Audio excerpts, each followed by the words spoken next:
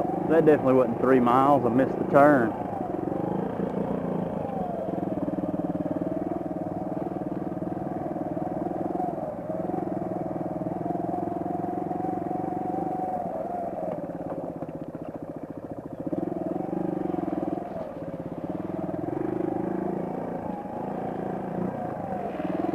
That was the correct entrance at 18 miles.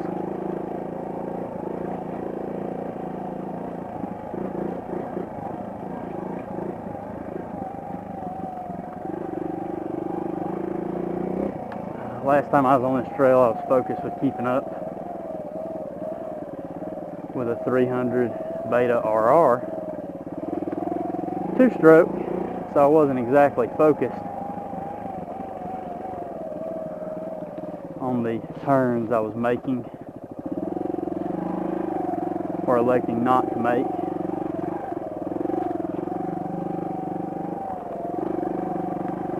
As much as should have been. And all the single track is of course one directional, so as long as you if you come up to an area and you don't see a sign on a turn telling you stop, wrong direction, then feel free to turn down it.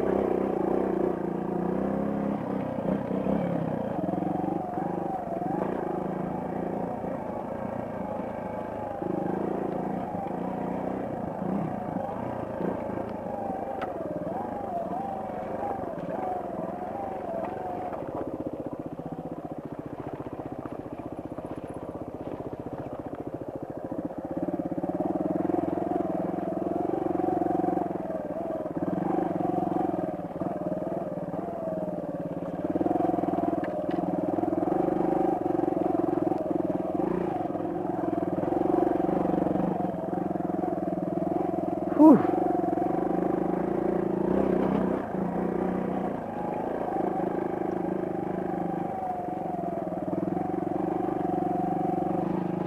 Deer.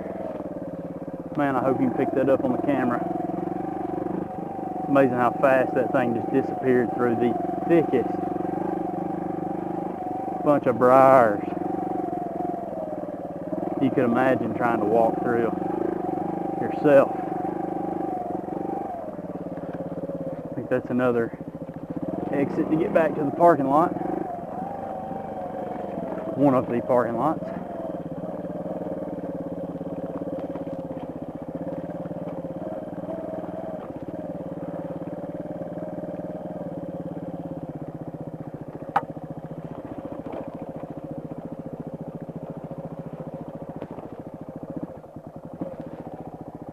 Well, something I wasn't expecting. Smacked on the rear drum brake. Took my foot off the rear drum brake. It stayed locked up.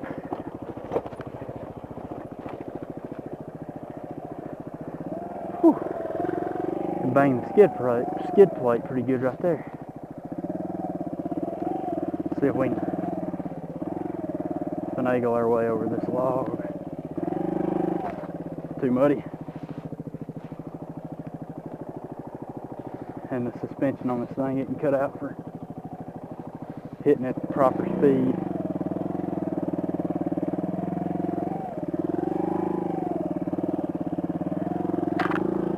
Not to mention my slow pace is not allowing these Shinko 244s, I believe, or at least on the rear. Not really allowing it to evacuate mud like it would if it was on a proper deal sport with some horsepower.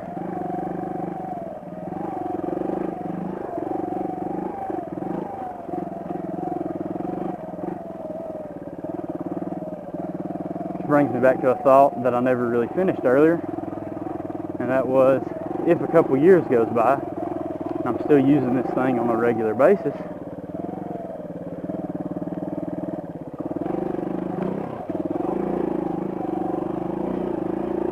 then I may find myself going with something like the KLX 250.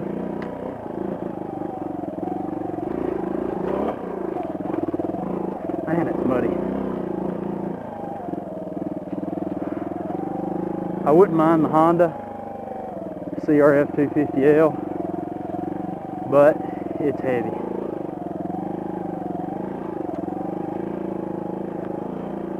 And if I'm not mistaken, the suspension is non-adjustable.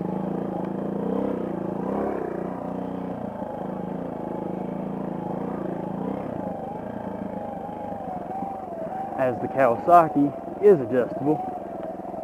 And the Kawasaki just got updated to fuel injection when they re-released it. So equal playing field. I'm not sure how the power numbers stack up, but I've owned a KLX 250 before. It's like a 2012 model. It's back when it was carbureted. And while it wasn't a power monster, it definitely had way more than its Dr200.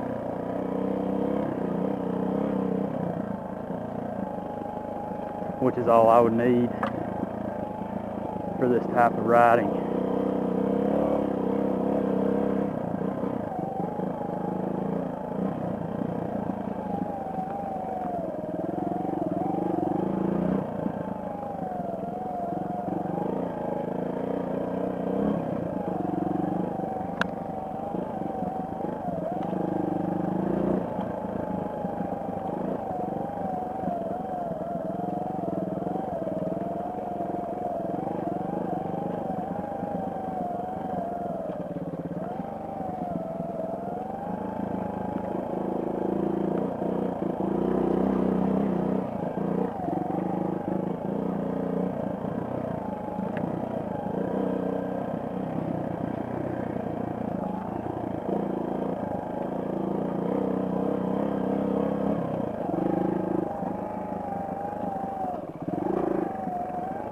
And that right there is the key to riding something like the Dr200 on this type of terrain with any kind of pace, is you've got to constantly S back and forth between dips and little whoops that have built up next to ruts and things, because the suspension, even at a first gear speed, and it's definitely anything faster than first gear, second gear, third gear, the suspension just can't handle it.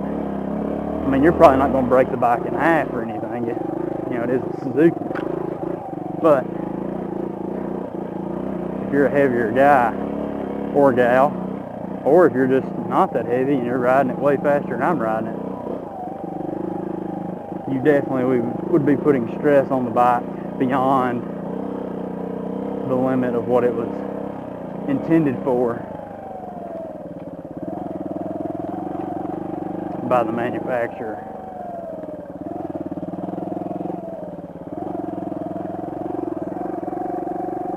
The rear I'm actually very pleased with. However, the front, BBR makes springs for the Honda CRF 150 that will drop right in this bike.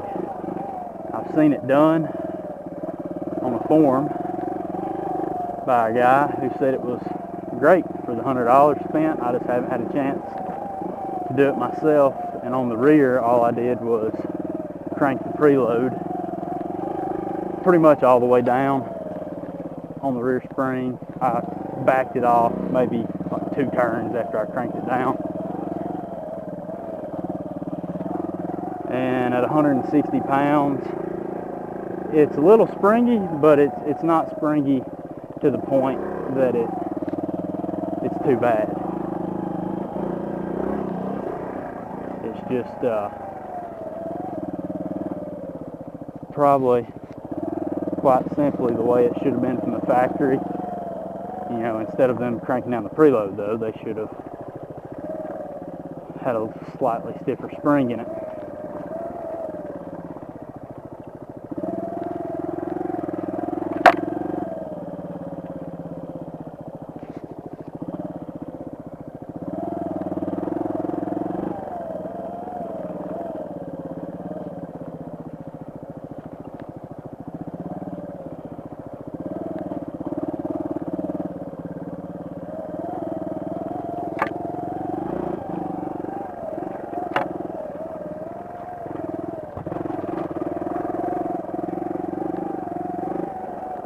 muddy, and recent winds and rain have completely put some areas back under debris, leaves, and pine needles.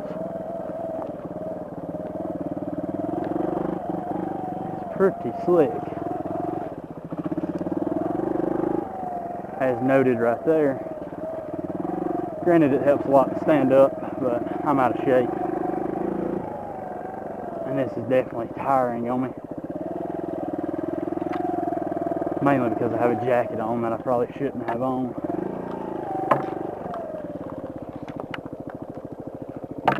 Nice briar patch to ride through. Everyone loves that.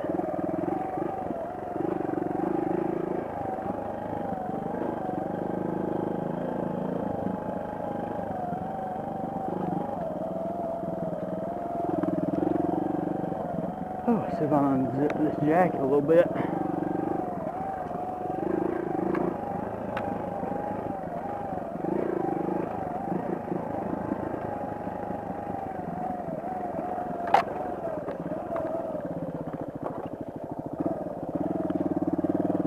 I'm gonna gamble and say we go left when I have absolutely no idea if we go left or cross that other trail back there.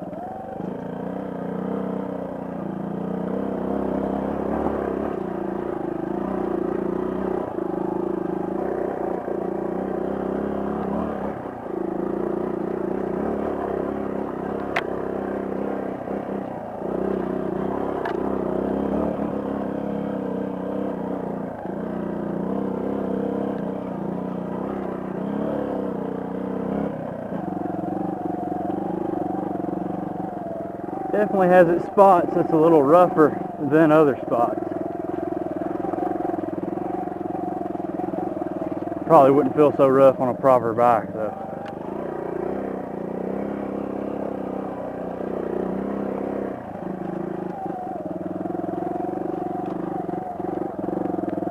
Or if I didn't suck so bad as a rider, one of the two.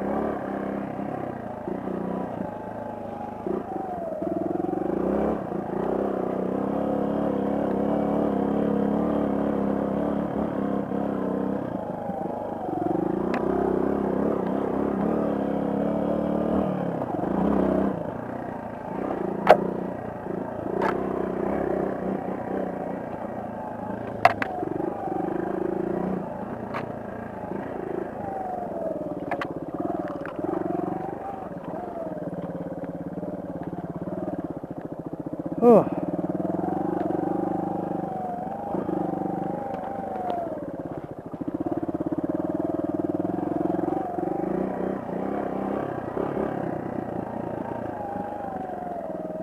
Slow down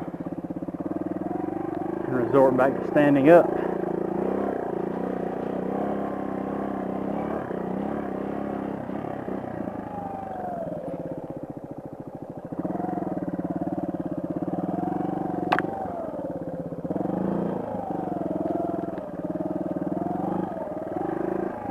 And then as soon as I tell myself to do that, I sit back down.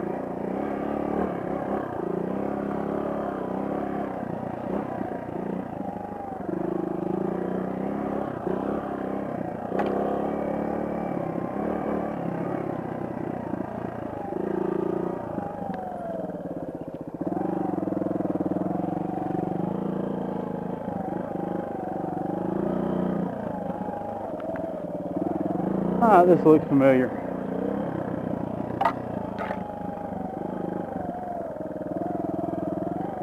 Vaguely.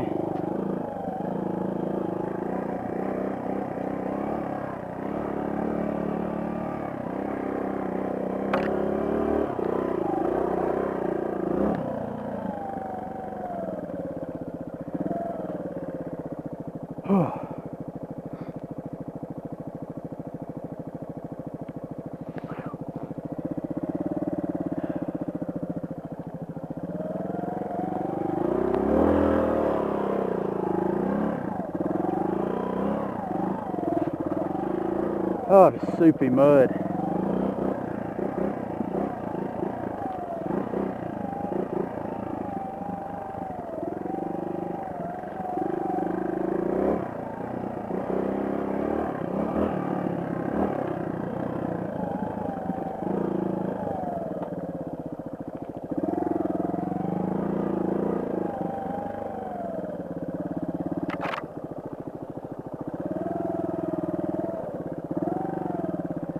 More soupy mud. Lovely.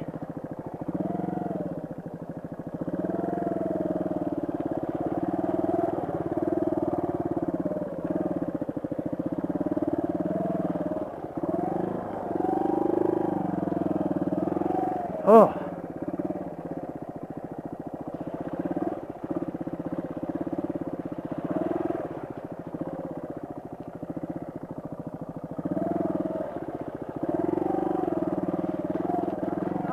Sunglasses starting to fog up on me.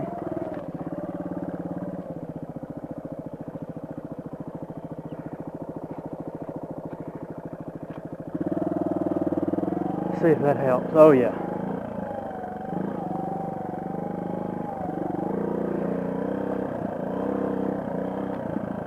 Which we should be.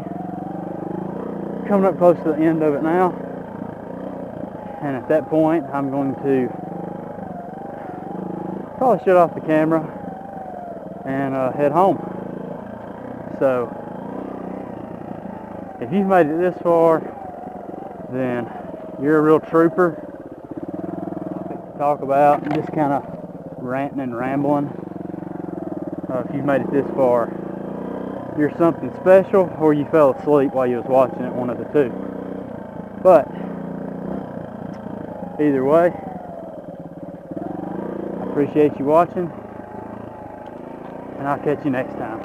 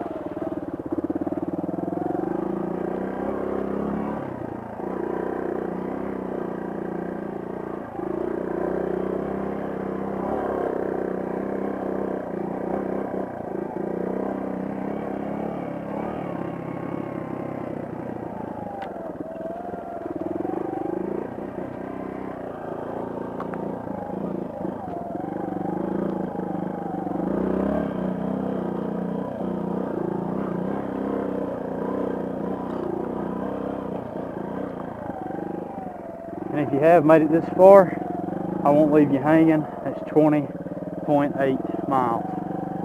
So I'll have to go back and check the footage, but I do believe that's longer than 3 Mile Loop